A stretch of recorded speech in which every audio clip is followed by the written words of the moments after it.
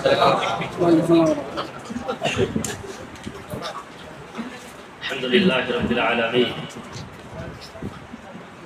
والصلاة والسلام على أشرف الأنبياء والمرسلين وعلى آله وأصحابه أجمعين.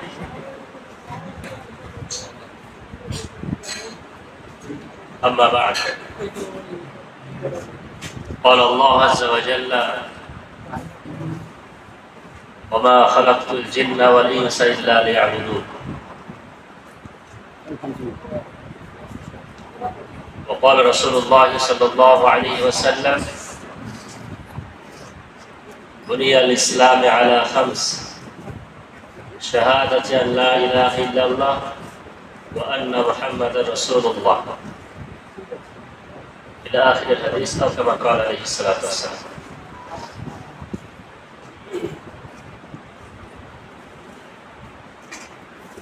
শ্রদ্ধেয় সম্মানিত উলামায়ে ইকরাম, সম্মুখীন দ্বীনী জ্ঞান পিপাসু শ্রোতামণ্ডলী,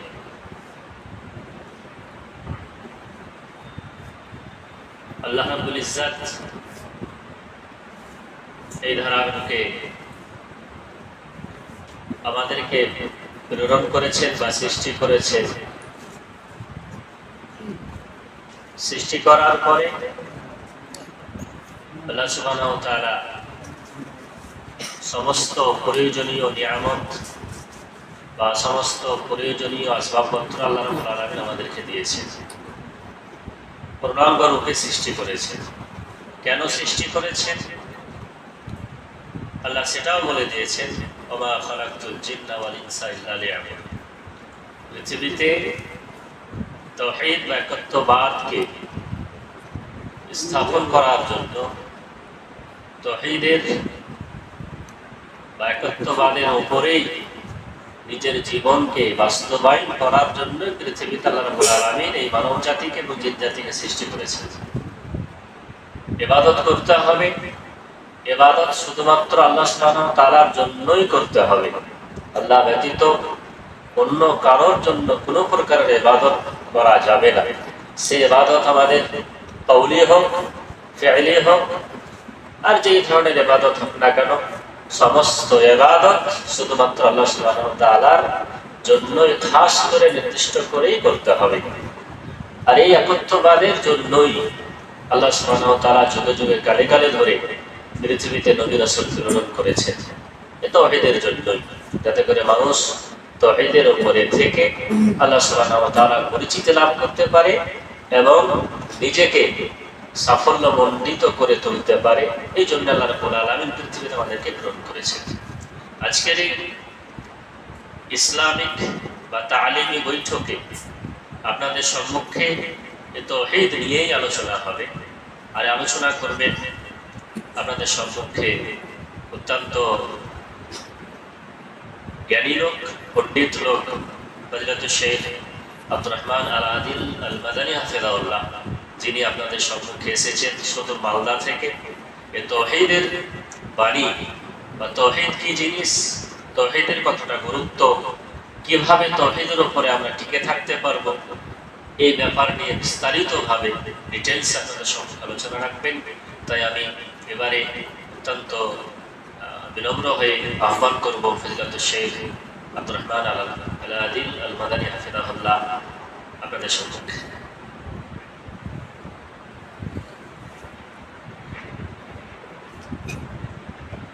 السلام عليكم ورحمة الله وبركاته. وعليكم السلام ورحمة الله.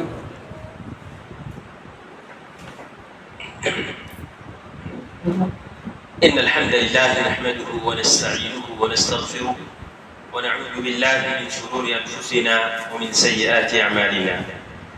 من يهده الله فلا مضل له ومن يضلل فلا هادي له، وأشهد أن لا إله إلا الله وحده لا شريك له، وأشهد أن محمدا عبده ورسوله. يا أيها الذين آمنوا اتقوا الله حق تقاته ولا تموتن إلا وأنتم مسلمون.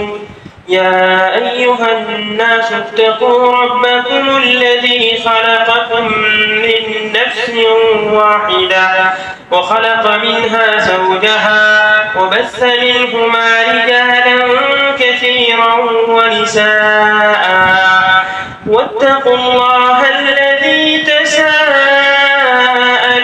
به والأرحام إن الله كان عليكم رقيبا يا أيها الذين آمنوا اتقوا الله وقولوا قولا سديدا يصلح لكم أعمالكم ويغفر لكم ذنوبكم ومن يطع الله ورسوله فقد فاز فوزا عظيما أما بعد فإن خير الحديث كتاب الله وخير الهدي هدي محمد صلى الله عليه وسلم وشر الأمور محدثاتها وكل محدثة بدعة وكل بدعة ضلالة وكل ضلالة في النار أما بعد فقد أرشد الباري في محكم تنزيله أعوذ بالله من الشيطان الرجيم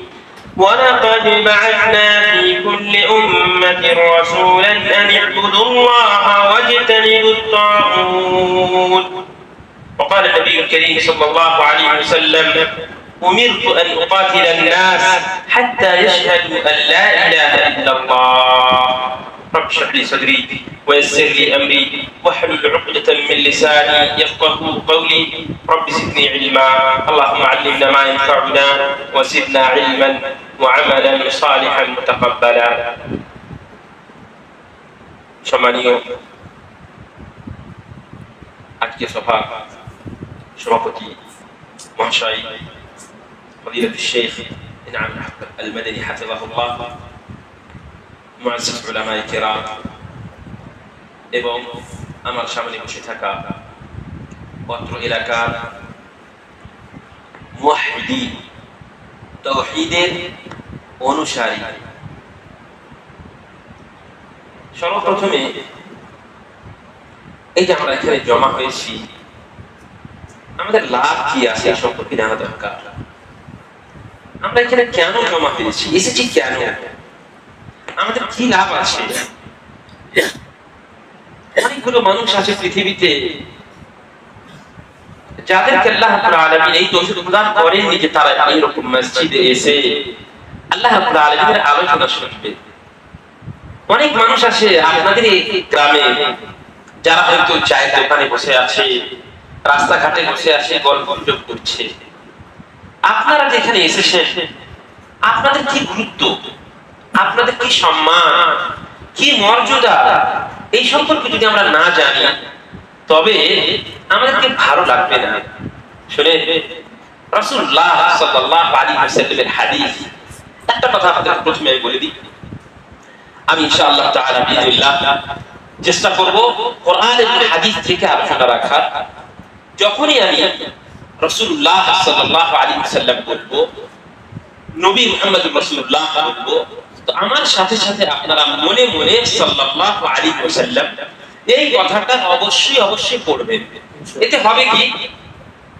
এর লাভ কি তো রাসূলুল্লাহ সাল্লাল্লাহু আলাইহি ওয়াসাল্লাম বলেছেন মান সাল্লা আলাইহি মাররাতান সাল্লাল্লাহু আলাইহি বিহা 10 পুরো ব্যক্তি যদি আমার উপরে একবার দুরূদ পাঠ করে তবে আল্লাহ রাব্বুল আলামিন তার উপরে 10 বার রহমত বর্ষণ করে সুবহানাল্লাহ তাহলে কত বড় ফজিলত আমাদের এখানে যারা বসে আছে একটা হাদিসের মধ্যে রাসূলুল্লাহ সাল্লাল্লাহু আলাইহি ওয়াসাল্লাম এই যে আপনারা বসে আছেন আপনাদের ফজিলত আপনাদের সম্মান আপনাদের মর্যাদা সম্পর্কে বলেছেন সেই হাদিসটা হচ্ছে নবী সাল্লাল্লাহু আলাইহি ওয়াসাল্লাম বলেছেন মাজতামা কওমুন في بيت من بيوت الله يتلون كتاب الله ويتدارسونه فيما بينهم إلا حفتهم الملائكة وغشيتهم الرحمة ونزلت عليهم السكينة وذكرهم الله في من عنده سبحان الله এত বড় সম্মান এত বড় মর্যাদা আপনি নিজেও কল্পনা করতে পারবেন না আল্লাহ রাসূল সাল্লাল্লাহু আলাইহি ওয়াসাল্লাম বলেছেন এইভাবে কোন কওম, কোন জাতি, কোন দল যদি মসজিদের ভিতরে একত্রিত হয়ে আল্লাহ তাআলার যিকর আজকার করে, কোরআন তিলাওয়াত করে, তার যিকর আজকার করে, এইভাবে কোরআন হাদিসের আলোচনা করে, তবে তাদের কি সম্মান? ইল্লা নাযালাত আলাইহিম সাকিনাহ, আল্লাহ রাব্বুল আলামিনের রহমত বর্ষণ হবে আপনাদের উপরে, এবং ফেরেশতারা আপনাদেরকে তাদের ডানা দিয়ে ছেয়ে রেখেছেন। আল্লাহ রাব্বুল আলামিনের শান্তি আপনাদের উপরে বর্ষিত হচ্ছে। তিনটা হলো। আর সবথেকে বড় আপনাদের সম্মানের কথা হচ্ছে কি, আল্লাহ রাব্বুল আলামিন ফেরেশতাদের সামনে আপনাদেরকে নিয়ে ফখর করছেন। ইবাহিকুমুল মালাইকা, ফেরেশতাদের সামনে আল্লাহ তাআলা ফখর করছেন, দেখো এদেরকে তোমরা সৃষ্টি করতে মানা করছিলে, এরাই আমার যিকর আজকার করছে। আল্লাহ রাব্বুল আলামিন আমাদের যিকর করছেন, আমাদের বর্ণনা করছেন, এর থেকে বড় সম্মান আর কি হতে পারে? আলহামদুলিল্লাহ, সুবহানাল্লাহ ওয়া বিহামদিহি, সুবহানাল্লাহিল আযীম। এই হচ্ছে আমাদের সম্মান এবং গুরুত্ব। অন্য একটা হাদিসে এসেছে যে যারা এখানে বসে থাকবে, যখন উঠবে, তখন তাদের সম্পর্কে ফেরেশতারা বলে, আল্লাহ তাআলা বলেন যে কুমু মাগফুরাল লাকুম, তোমরা যাও, তোমাদের সমস্ত গুনাহকে ক্ষমা করে দেওয়া হয়েছে। সুবহানাল্লাহ, কত বড় সম্মান, কত বড় মর্যাদা আমাদের। আল্লাহ রাব্বুল আলামিনের কাছে দোয়া করি, আল্লাহ রাব্বুল আলামিন যেন আমরা যা কিছু শুনবো, আমরা যা কিছু জানবো, সেগুলোকে নিজের জীবনে যেন বাস্তবায়ন করতে পারি, তার তৌফিক প্রদান করে। আমিন। এবং এই যে সম্মান এবং মর্যাদার কথা শুনলাম, সেই সম্মান এবং মর্যাদা আল্লাহ রাব্বুল আলামিন আমাদের সকলকে প্রদান করে। আমিন। এবার আসুন আমরা আজকে এমন একটা বিষয় নিয়ে আলোচনা করব, যে বিষয়টা অত্যন্ত গুরুত্বপূর্ণ। পৃথিবীর বুকে এর থেকে বড় গুরুত্বপূর্ণ বিষয় আর কিছু হতে পারে না। সব থেকে গুরুত্বপূর্ণ বিষয় হচ্ছে তাওহীদ। তাওহীদ। ঠিক আছে, এদিকে মেয়েরা আছে, শুনতে হবে না, শুনতে পাবে না, বাড়াও মাইকটা এদিকে করে দেওয়া যায়, খালি করে শুনতে পাবে, পারা যাবে।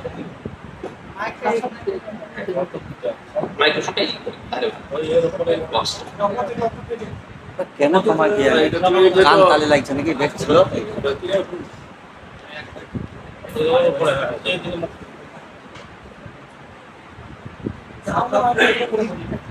ওদিকে বুঝে দাও, দক্ষিণ দিকে মুখ করে দাও। ভালো মনে হচ্ছে।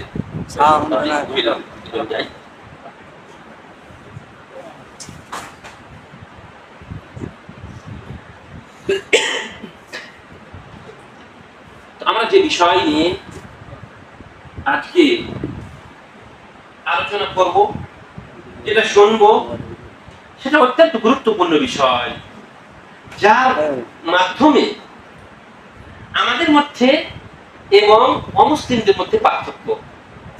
সেটা হচ্ছে তাওহীদ, মুওয়াহহিদ। আমি আপনাদেরকে প্রথমে যখন বক্তব্য আরম্ভ করলাম, তখন কি বললাম?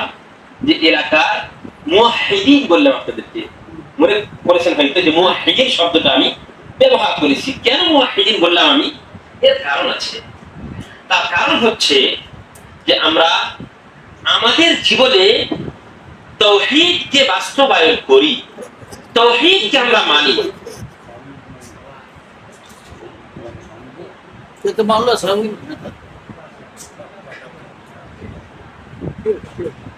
তাওহীদ হচ্ছে সবথেকে গুরুত্বপূর্ণ বিষয়। আমাদের জেনে রাখা দরকার, আল্লাহ রাব্বুল আলামিন যতগুলো নবী এবং রাসূলকে পৃথিবীতে পাঠিয়েছিলেন, তার উদ্দেশ্য কি ছিল? তার একমাত্র উদ্দেশ্য ছিল তাওহীদকে প্রতিষ্ঠা করা, তাওহীদের দিকে মানুষকে আহ্বান করা। এই তাওহীদ কোন পাখির নাম, এটা আমরা আজকে ইনশাআল্লাহ তাআলা জানবো কোরআন এবং হাদিস থেকে।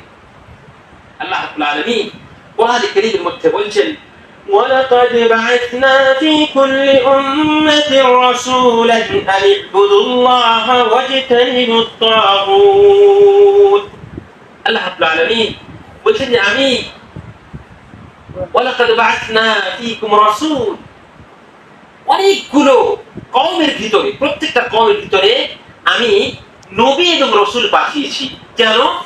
এই কথা বলার জন্য যে আনিবুদুল্লাহ, এক আল্লাহকে ডাকো, এক আল্লাহর ইবাদত করো, ওয়াজতানিবুত তাগুত, এবং তাগুতকে পরিহার করো।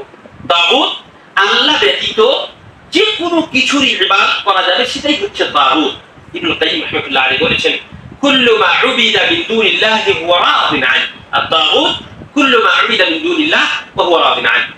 আল্লাহ ব্যতীত যা কিছুকে ডাকা হবে সেটা হচ্ছে তাগুত, এবং সেটাই তাকে ডাকা হচ্ছে শিরক। আমরা তাওহীদ সম্পর্কে জানবো ইনশাআল্লাহ তাআলা। তাওহীদ মানে কি?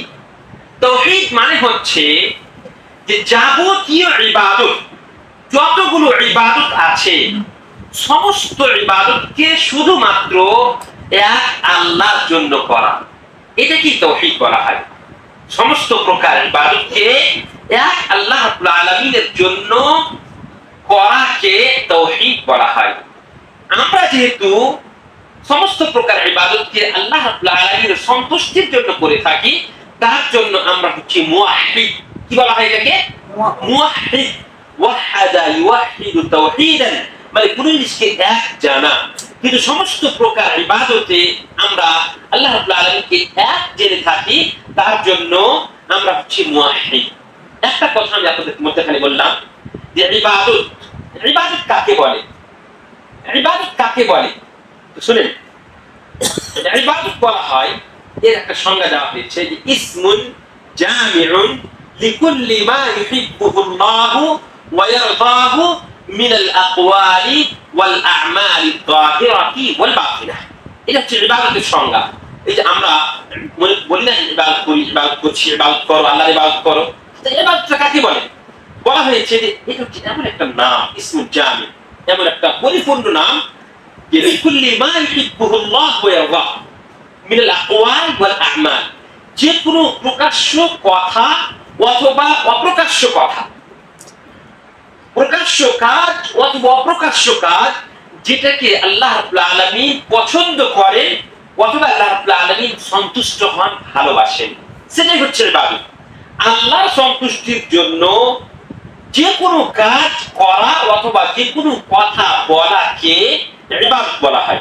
সেটা প্রকাশ্য হতে পারে, অপ্রকাশ্য হতে পারে। আমি একটা কথা এখনই বলে দিই আপনাদেরকে, দেখেন ভালো করে জিনিসটাকে বুঝতে। আমাদের পৃথিবীতে যতগুলো মুসলিম আছে, পৃথিবীতে যতগুলো মুসলমান আছে, নিজেকে যারা মুসলমান বলে, তারা কিন্তু সবাই বলবে যে আমি কোরআন এবং হাদিসকে মানি। বলবে কি বলবে না? সবাই বলবে আমি কোরআন এবং হাদিসকে মানি। তবে আমাদের মধ্যে আমরাও বলছি যে কোরআন হাদিসকে মানি, আর যারা সহিহুল আকীদা নয়, যারা সহিহুল আকীদা নয়, তারাও বলে যে আমরাও কোরআন এবং হাদিসকে মানি। তো পার্থক্যটা কোথায় আমাদের মধ্যে? পার্থক্যটা কি? তো শুনে, পার্থক্য হচ্ছে যে তারা কোরআন এবং হাদিসকে শুধুমাত্র মানে কিভাবে? তারা মানে যে আমাদের অমুক আলেম বলেছে, অমুক পীর বলেছে, অমুক গুরুজন বলেছে, এইভাবে তারা বলে থাকে। কিন্তু আমাদের মধ্যে আর তাদের মধ্যে পার্থক্য হচ্ছে কি? শুনে রাখেন, এই কথাটা ভালোভাবে শুনে রাখেন। একটা বাক্য আমি বলছি, ভালোভাবে শুনেন। সেটা হচ্ছে যে রাসূলুল্লাহ সাল্লাল্লাহু আলাইহি সাল্লাম বলেছেন, মুওয়াত্তার হাদিস, যে তারাক্তু ফিকুম আমরাইন লান তাদিল্লু মা তামাসসাকতুম বিহিমা কিতাবাল্লাহ ওয়া সুন্নতি। তোমাদের মধ্যে দুটো জিনিস আমি ছেড়ে যাচ্ছি, যতদিন পর্যন্ত ভালোভাবে আঁকড়ে ধরে থাকবে, মানে এর উপরে আমল করবে, ততদিন পর্যন্ত তোমরা পথভ্রষ্ট হবে না। এবার আসেন কিতাব এবং সুন্নাত, সমস্ত মুসলিমেরা বলছে কিতাব এবং সুন্নাতকে মানি আমরা, কিন্তু পার্থক্য আছে, একটা বিশাল বড় পার্থক্য। সেই পার্থক্যটা হচ্ছে কি? যে আহলুস সুন্নাহ ওয়াল জামাআহ বা মুওয়াহহিদিন বা আহলুল হাদিস, আহলে হাদিস যারা আমরা নিজেকে বলি, সালাফি আমরা নিজেকে বলে থাকি, আসারি বলে থাকি, এগুলো হচ্ছে আমাদের গুণবাচক নাম। এই নামে আমাদের মন খারাপ করার প্রয়োজন নেই। এটা হচ্ছে আমাদের বৈশিষ্ট্য। এর মাধ্যমে আল্লাহ রাব্বুল আলামিন আমাদেরকে সম্মান প্রদান করেছেন। আলহামদুলিল্লাহ। আমরা সহিহুল আকীদা, এর থেকে বড় নিয়ামত পৃথিবীতে আর কিছুই হতে পারে না, যে আমি আপনি সহিহুল আকীদা। আলহামদুলিল্লাহ। কাজেই আমাদের মধ্যে তার মধ্যে পার্থক্য কি? আল কিতাবু ওয়াস সুন্নাহ আলা ফাহমি সালাফি সালিহ হাযিহিল উম্মাহ। আল কিতাবু ওয়াস সুন্নাহ মানে কোরআন এবং সুন্নাহ, আর কি এখানে আলা ফাহমি সালাফি সালিহ আহলি উম্মাহ। যারা সোশ্যাল মিডিয়ার সঙ্গে জড়িত, ফেসবুক, হোয়াটসঅ্যাপ, টুইটার, তারা জানেন আজকাল যে একটা বিশাল বড় ফিতনা এসেছে। ফিতনা হচ্ছে কি মানহাজে সালাফের বিপক্ষে কথা বলা। কিছু আমাদের যোগ্য উলামায়ে কেরাম, আহলে হাদিস উলামায়ে কেরাম, ওনারা মানহাজে সালাফকে ব্যক্ত করার চেষ্টা করছেন। আমাদের সমাজের বুকে মানহাজে সালাফটা কি এটাকে তুলে ধরা, এটা ব্যাখ্যা বিশ্লেষণ করার চেষ্টা করছেন। ও এর বিরোধিতে অনেকগুলো আমাদের আহলে হাদিসের মধ্যে কিছু নামধারী আলিম আছে যারা এই মানহাজে সালাফ এর বিরোধিতা করে থাকছে। তো আমরা কোরআন এবং হাদিসকে নিজের জীবনে বাস্তবায়ন করি কিভাবে? আলা ফাহমি সালাফি সালিহ হাদিহি উম্মাহ। এই উম্মতের সালাফে সালিহিনরা যারা ছিলেন তাদের মোতাবেক আমরা জীবন যাপন করি, তাদের মোতাবেক আমরা কোরআন এবং হাদিসকে নিজের জীবনে বাস্তবায়ন করি। এবার সালাফে সালিহিন কারা? আমি যে এখনই বললাম যে আমাদের মধ্যে তাদের মধ্যে পার্থক্য হচ্ছে যে আমরা কোরআন এবং হাদিসকে সালাফে সালিহিনের মোতাবেক আমরা বুঝি। তো কে সালাফে সালিহিন? তো দেখেন হাদিসের মধ্যে আপনারা শুনেছেন অবশ্যই হাদিসটা, রাসূলুল্লাহ সাল্লাল্লাহু আলাইহি ওয়াসাল্লাম বলেছেন, খায়রুল কুরুনি কারনি সুম্মা আল্লাযীনা ইয়ালুনহুম সুম্মা আল্লাযীনা ইয়ালুনহুম। আর একটা হাদিস রয়েছে সুম্মা আল্লাযীনা ইয়ালুনহুম। নবী সাল্লাল্লাহু আলাইহি ওয়াসাল্লাম বলেছেন যে সবথেকে ভালো যুগ, স্বর্ণযুগ হচ্ছে আমার যুগ। মানে এই সময় নবী সাল্লাল্লাহু আলাইহি ওয়াসাল্লাম ছিলেন, তারপরে সাহাবায়ে কিরামদের যুগ, আর তারপরে তাবেঈনদের যুগ। তো সাহাবা এবং তাবেঈন ওনারা যেভাবে কোরআন এবং হাদিসকে বুঝেছেন, ওনারা যেভাবে কোরআন এবং হাদিসকে নিজের জীবনে বাস্তবায়ন করেছেন, সেইভাবে কোরআন এবং হাদিসকে আমরা নিজের জীবনে বাস্তবায়ন করি। তার জন্য আমরা হচ্ছি মুওয়াহহিদ, তার জন্য আমরা হচ্ছি সালাফি, তার জন্য আমরা হচ্ছি আসারি, তার জন্যই আমরা হচ্ছি সহিহুল আকীদা। বুঝতে পেরেছেন কথা? সুবহানাল্লাহ, আলহামদুলিল্লাহ। তাহলে আমরা আমাদের আমল, আমাদের কাজ, আমাদের কথাবার্তা, আমাদের চলাফেরা মানহাজে সালাফের মোতাবেক, মানে সাহাবা এবং তাবেঈনদের মোতাবেক আমাদের কাজ, আমাদের কর্মকাণ্ড, তার জন্য আমরা হচ্ছি আহলে হাদিস। অন্যথা আমাদের মধ্যে আর অন্যের মধ্যে কোনো পার্থক্য থাকবে না। এবার আসেন তাওহীদ সম্পর্কে আমরা জানবো, তাওহীদের কি গুরুত্ব এবং তাওহীদকে আমরা নিজের জীবনে কিভাবে বাস্তবায়ন করব, এই সম্পর্কে আমরা কোরআন এবং হাদিসের মাধ্যমে আমরা বুঝবো ইনশাআল্লাহ তাআলা। কোরআনের মধ্যে সর্বপ্রথম আল্লাহ তাআলা যেটা ডাক দিয়েছেন মানুষকে, সে ডাকটাতে কি বলেছেন জানেন আপনারা? সূরা, সর্বপ্রথম কোরআনের সূরা কি আছে? সূরা ফাতিহা আছে, তারপরে সূরাতুল বাকারা আছে, তারপরে কি আছে? সূরাতুল বাকারা। সর্বপ্রথম সূরাটি সূরাতুল বাকারা। সূরাতুল বাকারার মধ্যে সর্বপ্রথম এই যে ডাক দেন, এ মুহাম্মদ, এ আব্দুর রহমান, এই ডাক দিয়ে আমরা, তো ডাক দেওয়া আল্লাহ রাব্বুল আলামিন ডাক দিয়েছেন কি বলে? ইয়া আইয়ুহান নাস উবুদু রাব্বাকুম আল্লাযী খালাকাকুম ওয়াল্লাযীনা মিন ক্বাবলিকুম লাআল্লাকুম তাত্তাকুন। আল্লাহ রাব্বুল আলামিন সর্বপ্রথম কোরআনের মধ্যে আমাদেরকে, মানব জাতিকে ডাক দিয়ে কি বলছেন? ইয়া আইয়ুহান নাস উবুদু রাব্বাকুম আল্লাযী খালাকাকুম ওয়াল্লাযীনা মিন ক্বাবলিকুম লাআল্লাকুম তাত্তাকুন। হে মানুষেরা, মানব জাতিকে ডাক দিচ্ছেন। এখানে ইয়া আইয়ুহাল মুসলিমুন আল্লাহ তাআলা বলেন নেই, ইয়া আইয়ুহাল মুমিনুন বলেন নেই, কি বলছেন? ইয়া আইয়ুহান নাস, সারা বিশ্বের মানব জাতিকে আল্লাহ রাব্বুল আলামিন ডাক দিচ্ছেন। উবুদু রাব্বাকুম, কি বলছেন? তোমরা তোমাদের রবের ইবাদত করো, তোমরা তোমাদের রবের ইবাদত করো। আল্লাযী খালাকাকুম, যিনি তোমাদেরকে সৃষ্টি করেছেন, ওয়াল্লাযীনা মিন ক্বাবলিকুম, এবং তোমাদের পূর্বে যে সমস্ত লোকেরা এসেছিল তাদেরকে সৃষ্টি করেছেন। লাআল্লাকুম তাত্তাকুন, কেন ইবাদত করতে হবে? যেন আমরা সকলেই মুত্তাকি এবং পরহেজগার হতে পারি। মুত্তাকি হওয়াটা অত্যন্ত গুরুত্বপূর্ণ। আমি আপনাদেরকে এই মর্মে তাকওয়ার ওসিয়ত করব। আল্লাহ রাব্বুল আলামিনের ভয় নিজের ভিতরে সৃষ্টি করার নসিহত করব।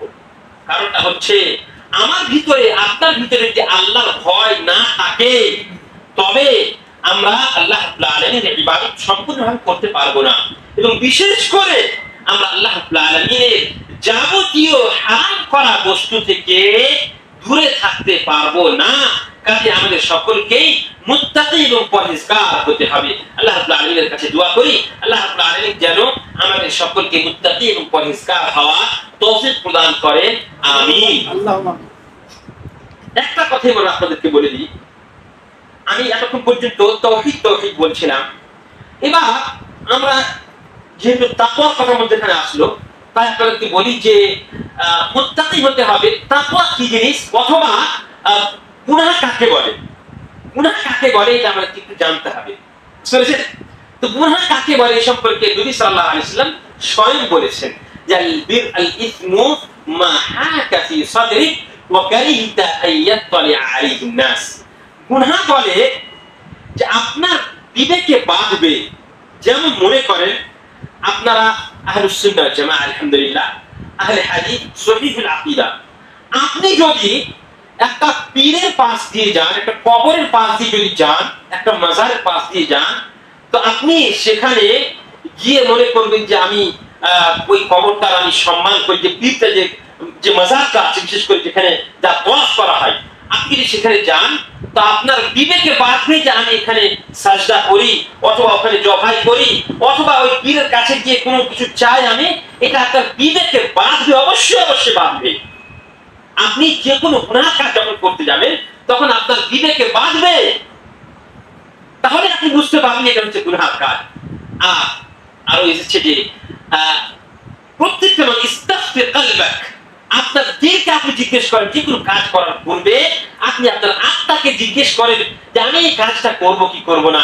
আপনার আত্মা যদি আপনার ভিতরে তাওহীদ থাকে, যদি আপনার ভিতরে ঈমান থাকে, তবে আপনার আত্মা, আপনার দিল, আপনার হৃদয় আপনাকে বাধা দিবে। আপনি যদি কারোর উপরে অন্যায় করেন মনে করেন, তাহলে আপনার ভিতরে যদি ঈমান থাকে, আপনার সেই ঈমান আপনাকে রক্ষা করে, আপনাকে বাধা দিবে।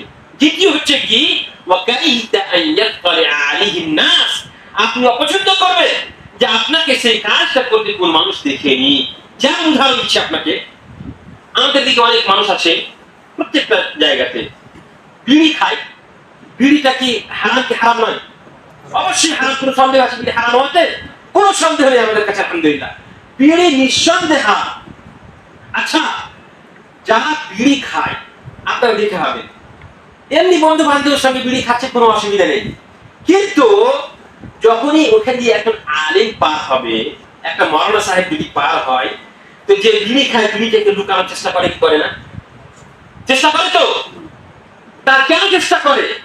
আপনি অপছন্দ করছেন যে আপনাকে বিড়িটা খেতে আলেম সাহেব দেখে নিবে, এর মানে বুঝে নিতে হবে আপনি এই গুনাহ কাজ করছেন। বুঝতে পারলেন পুরো সংজ্ঞাটা? বুঝে নিতে হবে যে আপনি যে কাজটা করছেন, যদি আপনি অপছন্দ করছেন আপনাকে কেউ দেখে নেই, গ্রামের মোড়ল সাহেব বা সর্দার সাহেব দেখে নেই, বা আলেম দেখে নেই আপনাকে এই কাজটা করতে, আপনাকে ভালো লাগবে না, আপনি অপছন্দ করবেন।